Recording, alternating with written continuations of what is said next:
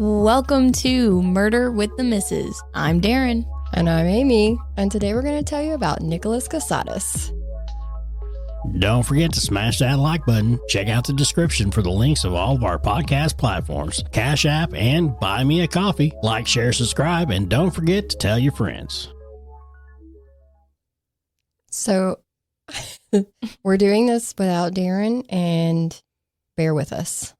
We apologize in advance. I did my best impression, but that's about all I can do. Yes, so I'm trying to figure out how to record, how to work all this equipment. Darren is still in recovery, so I have brought in the wonderful Haley. Me. To take Darren's spot. Okay. You want to hear this case? I'm ready. It's a doozy, so good luck. Now,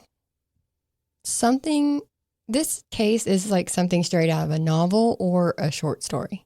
So imagine that you're Nicholas. You've got a couple of law degrees under your belt. You're former Navy. You're working as a JAG at the Pentagon. That's a judge advocate general. You're writing short horror stories in your limited spare time for Reddit. And all seems good on the business side of things. But your personal life is a little bit of a different story. You have an ex-wife. She's an ex because you found that she was getting romantic messages on the Book of Faces from a man named Tony. She moved out to go live with him, but came back as type of a roommate situation shortly thereafter. She does move out again and marries Tony the day after your divorce is finalized. 1, the Book of Faces, I'm a fan. 2, that is very tough. That is very tough. And it's only the beginning. You see, you and your ex-wife Heather bought the house that you live in using her VA mortgage rights. Now, per the divorce decree, you get to stay in the marital home, but you need to refi that mortgage because she has to come off of it. She's trying to get a house with Tony now, and you're holding up the train because her VA rights that she used to get that mortgage are tied up in your house. So you're fine with that though, okay? You're okay because you've met the love of your life on OkCupid, and this is Mindi. So you marry Mindi, but you never really get around to refinancing that mortgage. And Heather is getting a little frustrated with you. She filed a complaint with the court and gets a judgment against you. You now owe her $1.5 million. Yeah. Oh my gosh. Yeah. Needless to say, she is enthusiastically pursuing you for that money. And this starts a long line of unfortunate events in your life. Suddenly, out of nowhere in 2017, things are happening. Your mail is coming up missing, and you know this because you start getting second notice letters of stuff that you never got the first notice for. You're finding nails in your tires. There's money disappearing out of your bank account. Now, Mindi handles the USAA banking stuff because you're just too busy. You're working at the Pentagon, you're looking for other jobs, and you're doing stuff at night. But Mindi had started seeing that a couple of $100 would disappear here and there, and the transaction would only say payment. Suspicious, right? Mm-hmm. So you're getting anonymous emails too, that your life is in danger and things of that nature. That's the word he used. So you and Mindi are afraid for your safety. I don't know. Maybe Heather was trying to get that money. That's what you think too. Because all this started after this judgment, right? So with the bank stuff and the mail problem, that makes those federal issues. So you file a complaint on the FBI website. Okay. Yeah. You and Mindi go to the FBI website, and there's apparently a place where you can put file a complaint. And they were like, let's do that. Yeah, that seems like a natural first step, honestly. Right, because... Go for it, man. No, because I'm Nicholas. No, yeah, I'm Nicholas, and this makes sense. There's no need to notify the local police that things are happening at your house. Your house is being vandalized. Your cars are being vandalized. But, that's not a local issue. Mm-mm. Let's just go straight to the feds. Oh, for sure. Yeah. So one day you come home from work, and Mindi says that a man named Jim McIntyre from the FBI has come by your house. A couple of days later, he comes back because he wants to talk to you and he's gathering up the documents, all the proof that you have that something's going on. Now, right here, we're going to go back a little bit, like How I Met Your Mother style. In the summer of 2016, a high-profile case had been made very public. One Marine had sent another Marine some classified information, and that garnered some public, outcry. And it was picked up by the Washington Post in particular. Your name, Nicholas, was on the memo. So now you're publicly known to be involved with this case.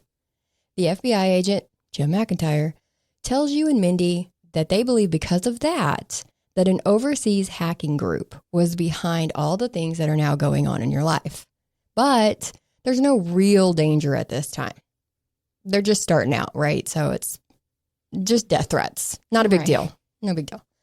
He's still checking in on you, though. He doesn't just leave you high and dry to wait it out and see what happens. And he even connects you with a software company. So you leave your old job at the Pentagon in February of 2018, and you start working for this software company. It's a work from home job, but you have to work 12 to 15 hours a day, which ends up being a good thing because you and Mindi were in a car accident and Mindi was hurt pretty bad. So you're having to help take care of her. Okay.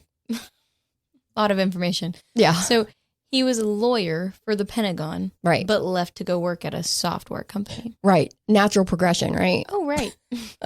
He had a lot of different skills, apparently. So he was good at software stuff too. Cracking code. I don't know what he was doing. He said he really didn't do much at the software company, though.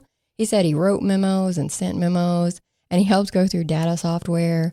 Like, that's pretty much it. He was pretty much just clicky all day, making himself look busy.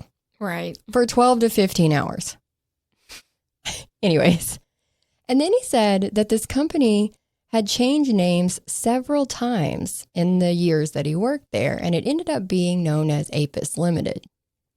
Now, I feel it's also important to mention here that when you're Nicholas, when you get this FBI handler, it comes with some perks, apparently.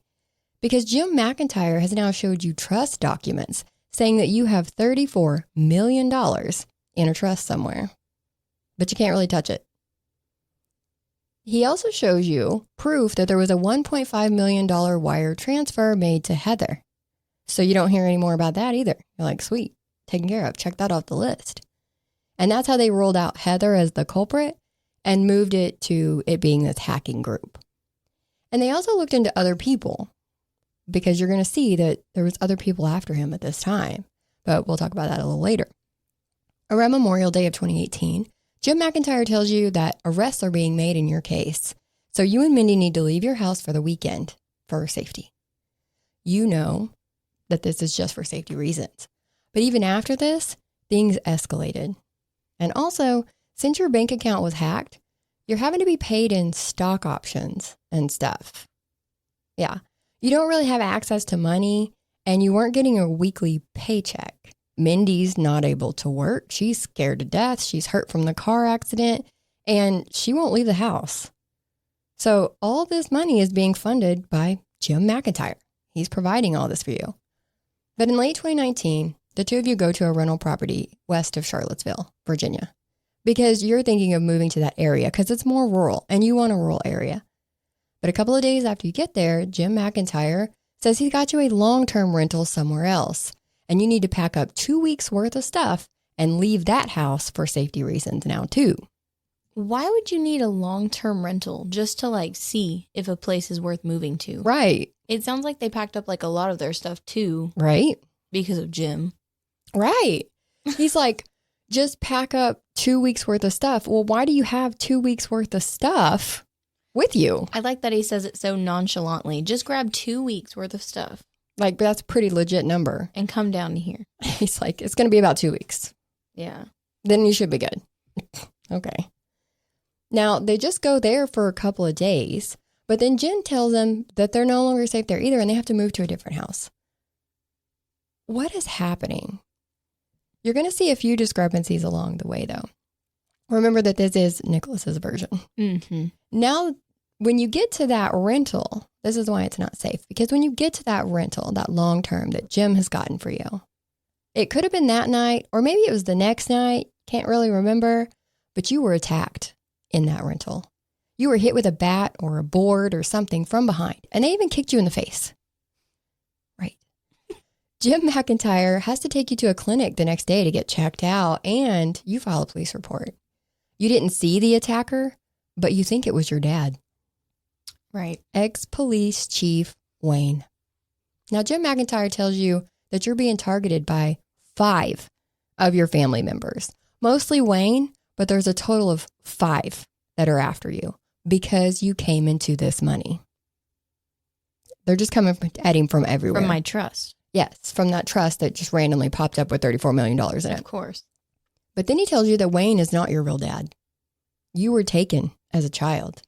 Your mom lives in California and your bio dad lives in UK. So either way, these are not your parents. You've been lied to your entire life. And now they're trying to get your money. I don't know the reason why he was taken. That never came out. But this is the story he's being told. But either way, the location that you're in was compromised, right? So I tell you that he has to move again. And they move again. And they moved often. 15 to 20 times in just 6 months. They moved over 50 times in the next few years. Jim McIntyre would set them up with an Airbnb and sometimes only give them an hour's notice that they had to leave to go to another place. They provided you with these 2 plastic totes and you use them you use them so much that they wear out. So when they wear out, they just replace them and give you 2 new totes. I don't know why it's always 2. I know, yeah. Anyways, and they all communicate with each other. Like Mindi, Nicholas, Mindy's family, like they obviously don't talk to his family, but all the family members and everybody can only talk to you using either the Signal app or Proton email so that it's encrypted. Now, starting in February of 2020, Mindi was getting sick a lot. So you start keeping a spreadsheet of her symptoms because when Jim McIntyre would take her to see a doctor or to the hospital, they wouldn't be able to find anything wrong with her. Okay. Wait, why is Jim taking her? Exactly. And not me, Nicholas. Why am I not taking her? Why am I not taking my wife to the hospital? It's going to get worse than that. Safety reasons, of course. Jim would tell them he didn't want them both in the same place at the same time or their names popping up in databases, things like that. Now, he had to be told that Jim took her to the hospital in June. Jim's like, hey, I took her to the hospital and they couldn't find anything wrong with her. Okay. Because Jim had also set them up on like Medicare or Medicaid, whichever one it was. And keep in mind that this is all happening during COVID as well. She even got COVID. And as the year progresses, because of this pandemic, businesses are closing and going under. And then all of a sudden one day you get a message from your friend. She's a former colleague. Her husband owns a restaurant. And if things don't get better with the economy, she's not going to be able to keep paying for all your Airbnb rentals. So you confront Jim McIntyre. Like, hold up. I thought you was paying for all this. Or I thought this was coming out of my trust. And that's when you find out that Jim McIntyre had not been paying for all of this. He's been using your friend's credit card. And hold on to your butts. Jim's not really an FBI officer. Okay. None of this is making sense. I know. Tell me about it. So even though you find out about Jim, he's been lying to you. He's not with the FBI and he's an agent, not an officer. He's not an FBI agent. He's literally the major investor of the company that you work for, that Apis Limited. That's what Jim actually is. Yes. But now all your money's gone too. So this guy's lied to you and your money's gone and you've put all your trust in him. You're literally listening to everything he tells you to do and doing it without question. And then now he's lied. Now you're broke. Now you don't know what to do. I mean, you still got that money in that trust. You're still a millionaire. So everything should be good, right? I don't know. I know. So you move in with Mindy's brother, Frank the Fourth. He's a cop. Yay. Your in-laws have to move in too. So Mindy's parents also move into Frank the Fourth's house. You're there for about 16 months. And it's a pretty sweet setup. Remember that you're working 12 to 15 hours a day. You have basically no money. So they provide a roof over your head, food for you, food for your dog because you have a lab mix named Rusty you got when you were in Paris, I believe, or Italy. And they even take Rusty to the vet and pay for that if Rusty needs to go to the doctor. So, yeah, sweet setup. And then Mindi tells you she's pregnant. She's due in January 8th, actually, of 2023, and it's going to be a girl. So, things are starting to look up, right? So, I think right now we'll pause to hear from today's sponsor before we get into the rest of the case. Let me see if I can figure this out. Is your washer and dryer pushing your buttons instead of the other way around? Make a clean getaway before you spin out of control. For sheets and giggles, go ahead and call My Laundry Solutions today at 800-535-4411 if you live in an apartment. We know you're pressed for time, so you can also tumble on over to mylaundrysolutions.com, which is available 24/7. They are a wonderful company to do business with. No credit check, free installations, all for about $1 a day. That's sensational. Give them a call. You won't be disappointed. If I took a shot every time you made a joke A in that pun. ad, sheets and giggles? Yes. Tumble on over. You see how often she listens to us? I'm retiring after this one. I lost her. Dang it. Yeah, go check them out.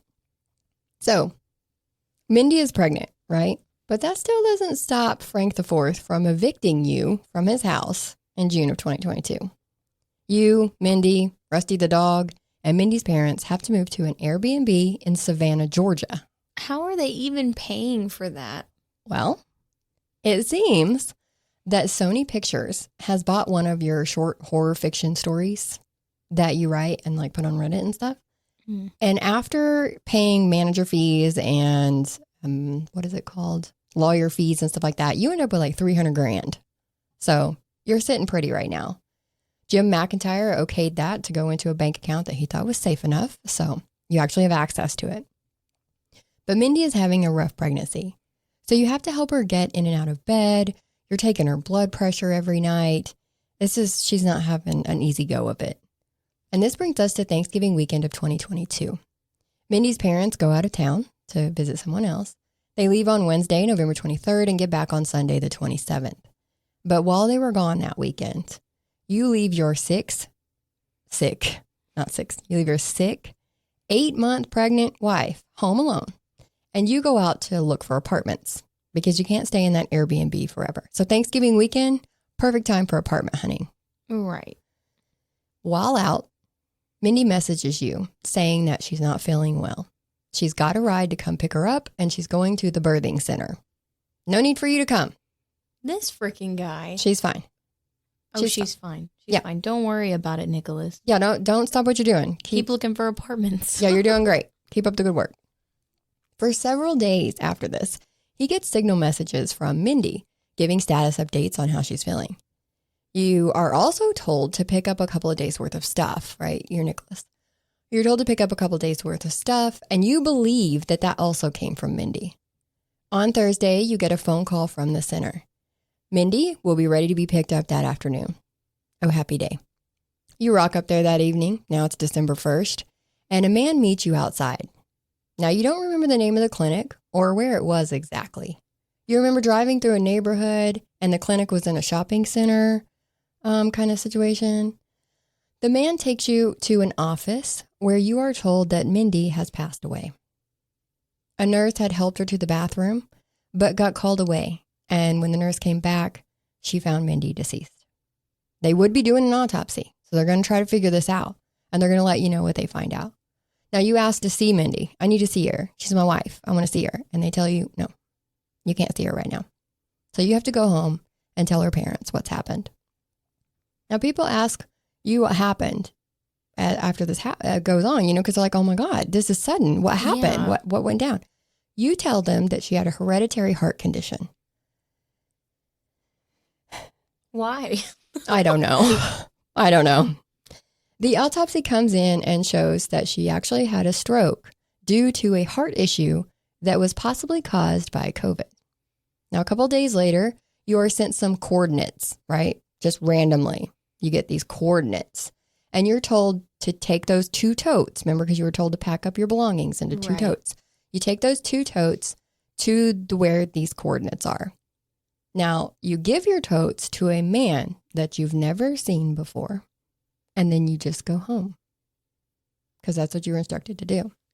You were told at a later date, so this was a couple days later or whatever, to bring $5,000 cash to another man you've never seen before. And in return, he hands you Mindy's ashes because she was cremated. Okay. That makes no sense to me. Mm-hmm. So, oh, wait, no, never mind. I forget that it's from his point of view. This is him. Yeah. Okay. Yeah. People believe this? Yes.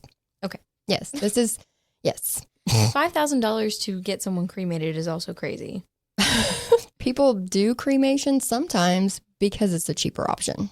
And it's not $5,000. No. Right. Anyways, it's not over yet. We really need to back up a little bit again. You see, even though you can't communicate with anyone outside of the Signal app and the Proton emails for safety reasons, you broke the rules. You reached out to a woman named Samantha on Twitter. Another writer, so she writes little stories like you do. Except I think she was actually published. But anyways, you reach out to her in September of 2022. Don't look at me like that. I'm just saying. By November, the month your wife died, Mm-hmm. you are talking on the phone and you're texting. And I don't mean through Signal. I mean texting through a phone, like regular, traceable. Why? After Mindy passes away, you were told to drive from Missouri. I don't know how you got to Missouri. To Delaware for work. There's something you need to work on. And you meet Samantha in person in Pennsylvania on December 16th. 2 weeks after your wife suddenly died. Except you had told Samantha that your wife had died due to pregnancy complications in December of 2020, 2 years ago. Yes. Now, when you told her that, it was October. So that was even a month before Mindy actually disappeared. Oh my Or died. gosh. Yes. Yes, you're being sneaky. Of course, Samantha also thinks your name is Nicholas Killian James Stark, not Nicholas Kassotis. Yes. And you showed her a driver's license because she wanted to make sure she wasn't being catfished. So you actually showed her a driver's license that showed your name as that. Because I'm pretty sure when you go back and listen, if you go listen to the trial, his testimony, he went to he had Delaware, Missouri, and Pennsylvania where he had changed his name, gotten driver's licenses, done all the things. Yes. My gosh, that's a lot. Yes. And so he says he changed his name legally using that police report from his dad's attack when they went to that first Airbnb, remember? So he used that to get a court order from a judge to allow him to change his name because you can't just change your name. There's a process. But anyways, you get engaged to Samantha in February and you're married to wife number 3. Yes. How many months is that? So I think they actually got married in April. So if she died at the end of November, December, January, February, March, April, 5 months later. My God. Yeah. Now you want to buy a house together, you and Samantha. So you pay the $50,000 E&D, that's your earnest money deposit, saying, hey, I'm legit going to buy this house. And your closing date is set for March 30th. So on the day of your closing, you go to the bank and you get a cashier's check for $860,000. Where'd that come from?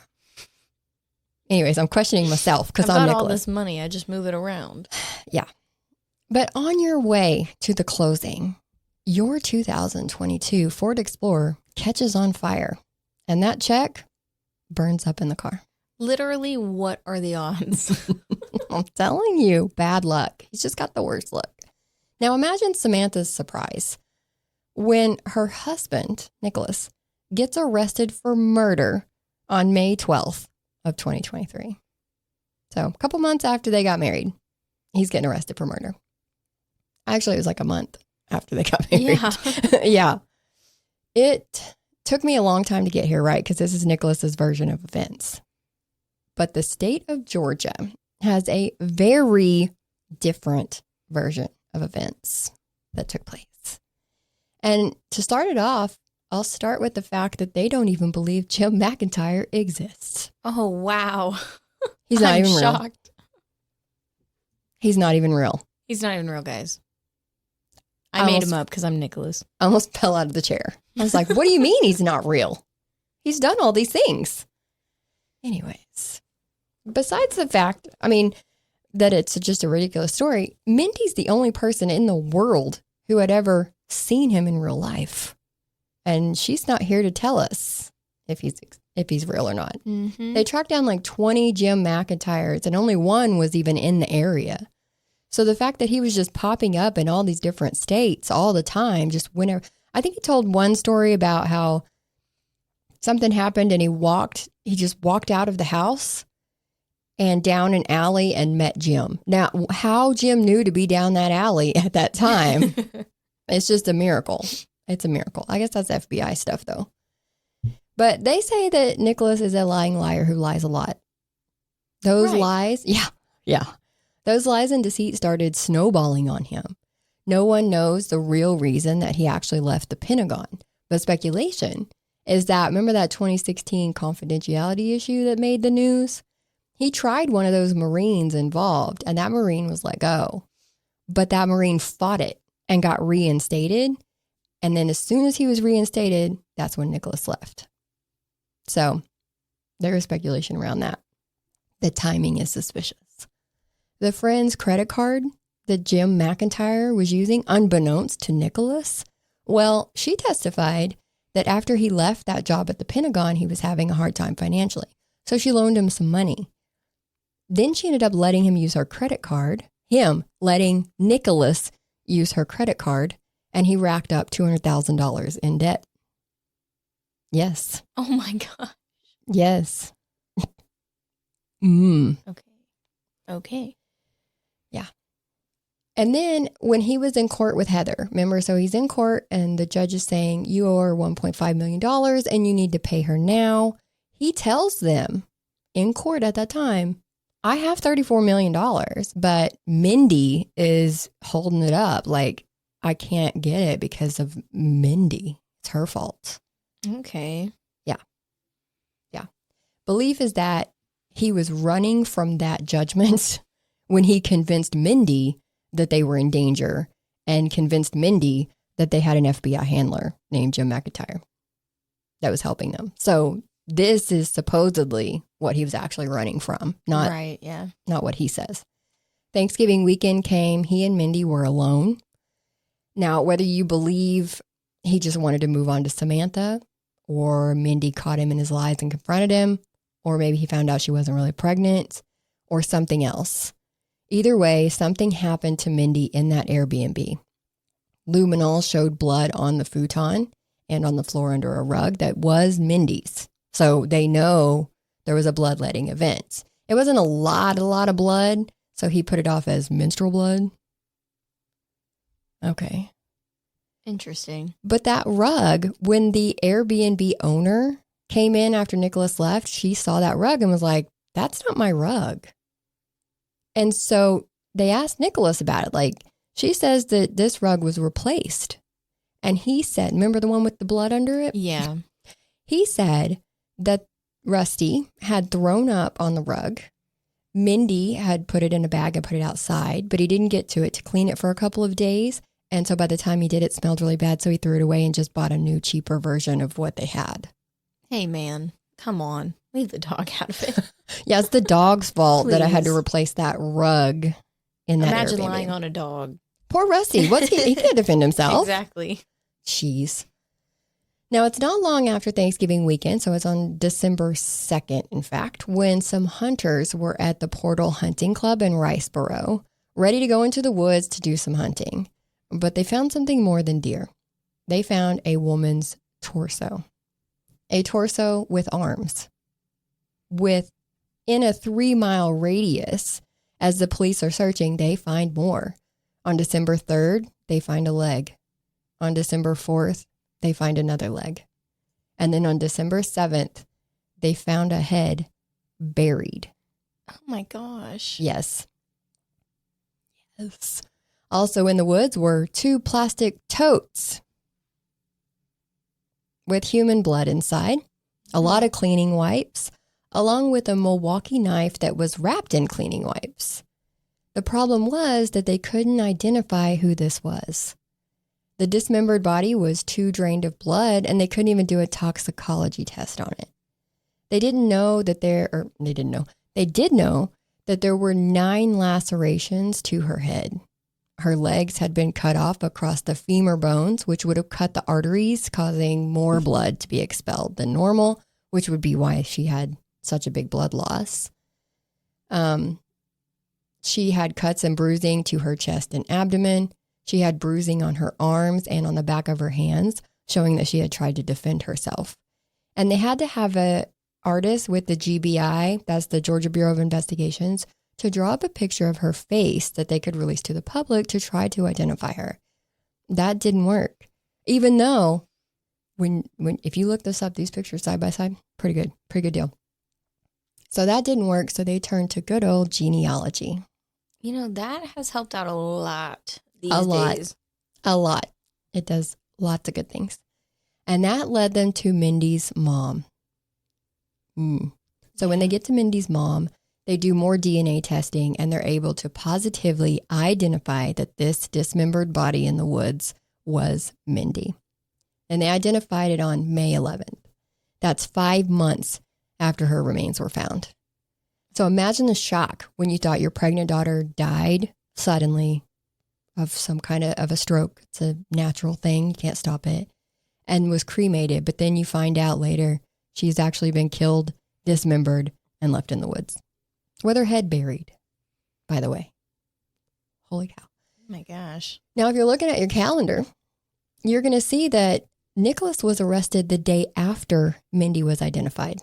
So they identify her on the 11th. He is arrested on the 12th. Boom.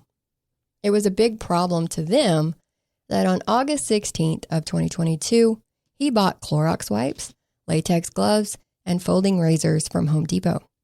On November 4th, he bought a shovel and a hammer.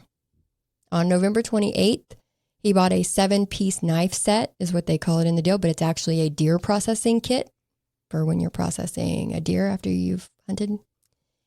And he bought that from the Bass Pro Shop. And then on November 29th, he bought a Milwaukee knife like the one found by the torso. They actually have surveillance of him with the knife under his arm walking out of the store. Oh my gosh. Yeah. He said he bought the deer processing kit as a present for his brother-in-law for Christmas, and that the Milwaukee knife that was found with her torso was not his. That was not mine, even though it looks exactly the same. It's the same color. It's the same everything. But no, that wasn't mine. Sorry. And also those totes that had the human blood in it, which they did identify as Mindy's blood, those weren't his either, because those have stickers on them and they're too new, because mine had been used for so many years. They were worn out. They definitely didn't still have the stickers on them. He literally said that he replaced them with new ones. He literally said every time they wear down, they just replace them with new ones. I don't know if I don't remember saying it, but whenever you were talking about finding the blood in the totes, I was going to go, no, my worn out totes. Not my worn out totes. No, these are new. Mm-hmm. Another lie. And remember his 2022 Ford Explorer that caught on fire, along with that $860,000 check? Well, he had bought that on November 29th and paid cash for it. That's the same day that he bought the Milwaukee knife. That's the same day that 2022 Ford Explorer is seen on the Public Works Building's camera on the road that leads down to the Portal Hunting Club, where he entered at 11:16 a.m. and left at noon. So he was down there for roughly 44 minutes at that Portal Hunting Club where his wife's remains were found. What? Anyways, there's a lot more to this story. Obviously, I can't tell you all the lies. I can't. There was some. I just can't. But he literally seems to believe this, or maybe he just really wants you to believe it. He's trying to convince you. Yeah. But anyways, there's a lot. Nobody's going to know what actually happened because Nicholas obviously is in his state, whatever he's doing. But this is pretty much what you would call a circumstantial case. You can see he's going down there, but you can't see him put the totes there. You can't see him, use that knife on anything. You can't, it's circumstantial. Yeah. But we see it often that the totality of circumstances can weigh heavily on a jury. There's stuff you can't ignore.